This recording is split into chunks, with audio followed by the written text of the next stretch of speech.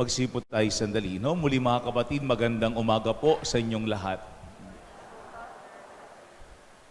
Sa nakalipas po na araw ng ating simbang gabi, kung mapansin po ninyo, marami tayong mga narinig na kwento sa ating ebanghelyo.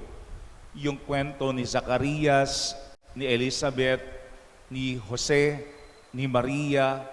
Ang dami-daming kwento ng mga tauhan sa bagong tipan ang ating narinig. Pero mga kapatid, kapag ating titignang maigi, hindi yun basta lamang kwento nila. Kasi sa kwento ng kanilang buhay, ang maliwanag ay ang kwento ng Diyos. Kung ano ang kaugnayan ng buhay nila sa kwento ng Panginoon. At ito ang Kapaskuhan. Ang Kapaskuhan ay panahon para ating makita na ang Diyos ay bahagi ng kwento ng ating buhay. At nang sa gayon, ating mas lalong makilala at maunawaan ang Diyos. Sa ating pong ikawalong araw ng simbang gabi, tatlong bagay ang napakalinaw dito tungkol sa Panginoon. Una, pinapakita po ng ating ebanghelyo sa ngayon na ang Diyos ay matapat. Ang Diyos ay matapat. Ang sabi ng ating ebanghelyo, dumating ang oras ng panganganak ni Elizabeth at nagluwal siya ng isang sanggol na lalaki. Dumating ang oras ng panganganak. Hindi lang daw yan basta pagpapahayag na ipinanganak na ang isang bata, pero iyan ay tanda na ang Diyos ay matapat. Sapagkat kung inyong maalaala, kamakailan sa ating ebanghelyo, habang nag-aalay ng insenso si Zacarias sa loob ng templo, nagpakita sa kanya ang anghel ng Diyos. At ang sabi sa kanya, "Huwag kang matakot, Zacarias, dininig ng Panginoon ang iyong panalangin." At pagkatapos noon, 9 months after, yung ating ebanghelyo, isinilang na ang isang sanggol na lalaki ayon sa pangako ng Panginoon. Ibig sabihin, ganoon katapat ang Diyos. Pero ito po yung unang paalaala sa atin, na ang ating Diyos, our God, is the God of timing. Pag sinasabi nating timing, hindi siya nauuna o hindi siya nahuhuli. Ang timing lagi ng Panginoon is perfect timing.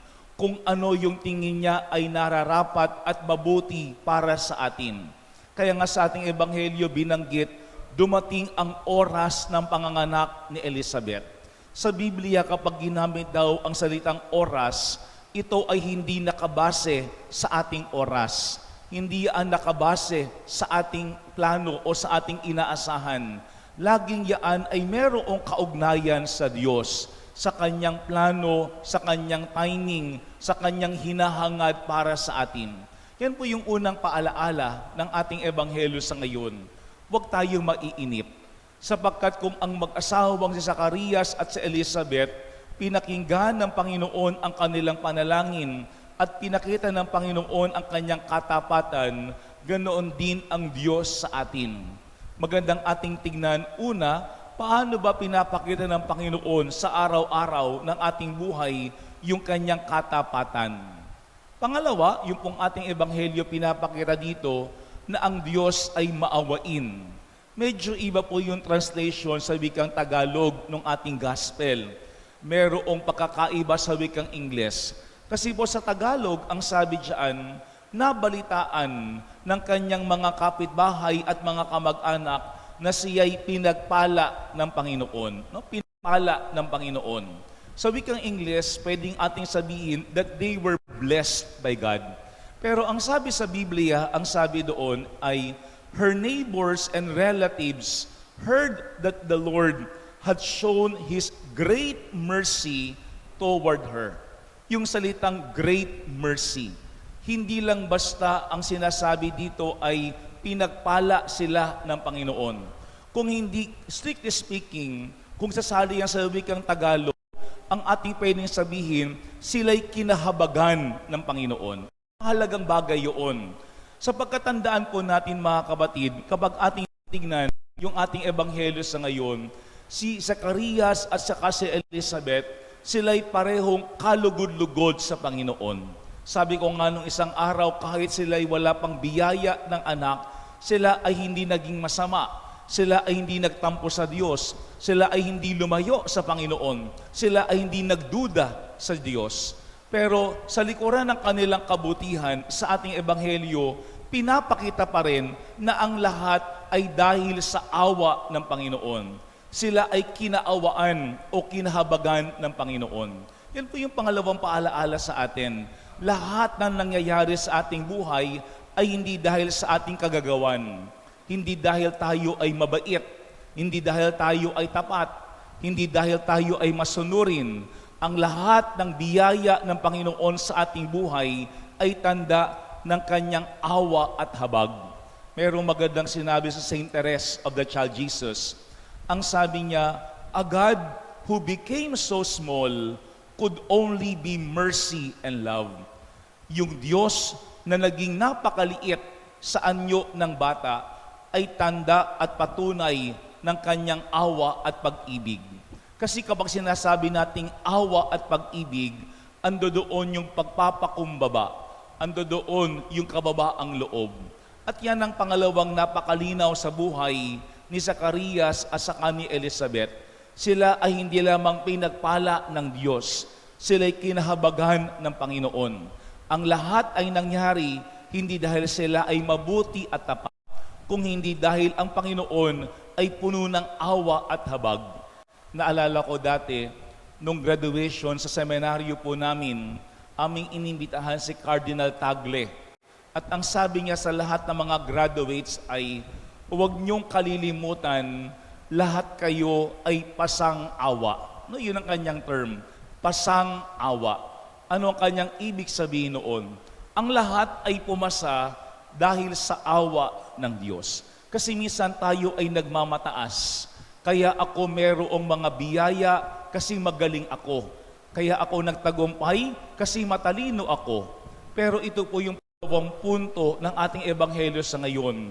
Kahit banal si Zacarias at si Elizabeth, kahit sila'y masunurin at kalugod-lugod sa harapan ng Panginoon, ang lahat pa rin ay tanda ng awa at habag ng Diyos. Pangalawa, ang Diyos ay hindi lamang matapat sa atin, kung hindi ang Diyos ay mahabagin sa atin. Pero pangatlo po at panghuli, pinapakita po ng ating ebanghelyo sa ngayon na ang Diyos ay mapagpala. Sapagkat sa ating ebanghelyo, nung hiningan ng panulat ni Zacarias ang mga tao sa kanyang paligid para ilagay yung ibibigay na pangalan sa kanyang anak, ano ang kanyang isinulat doon?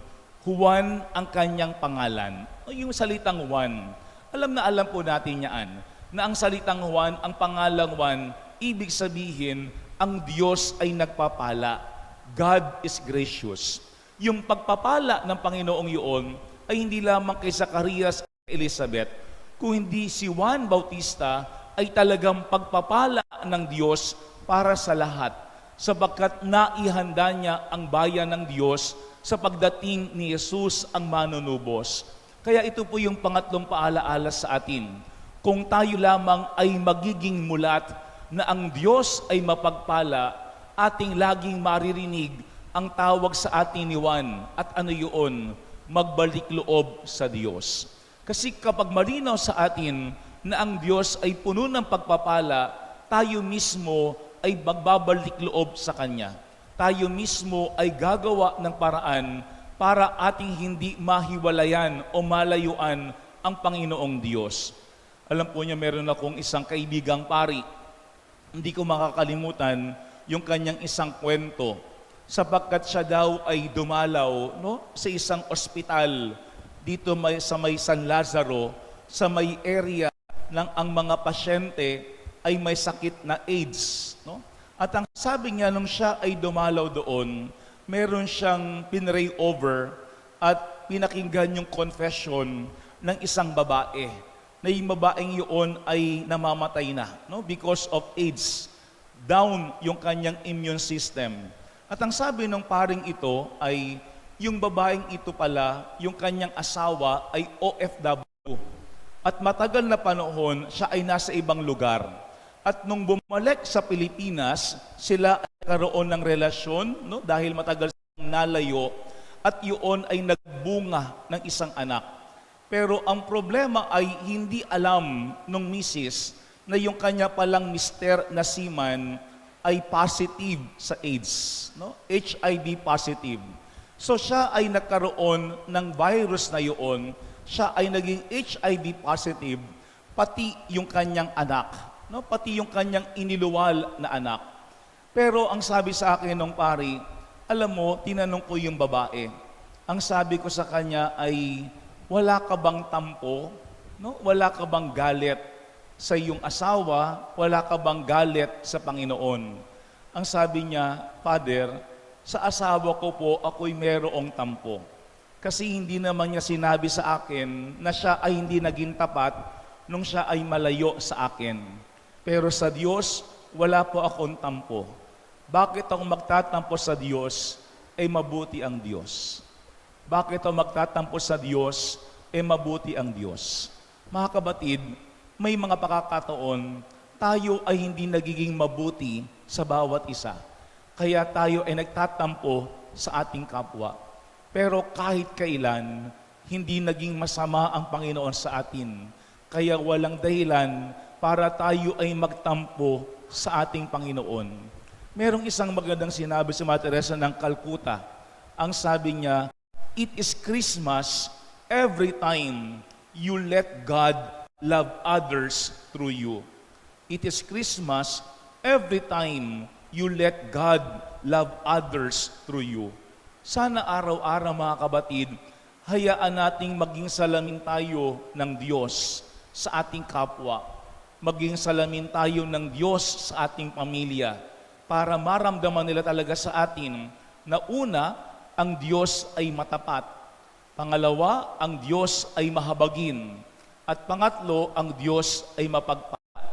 Sana sa bawat araw ng ating buhay, huwag tayong magtatampo sa Diyos.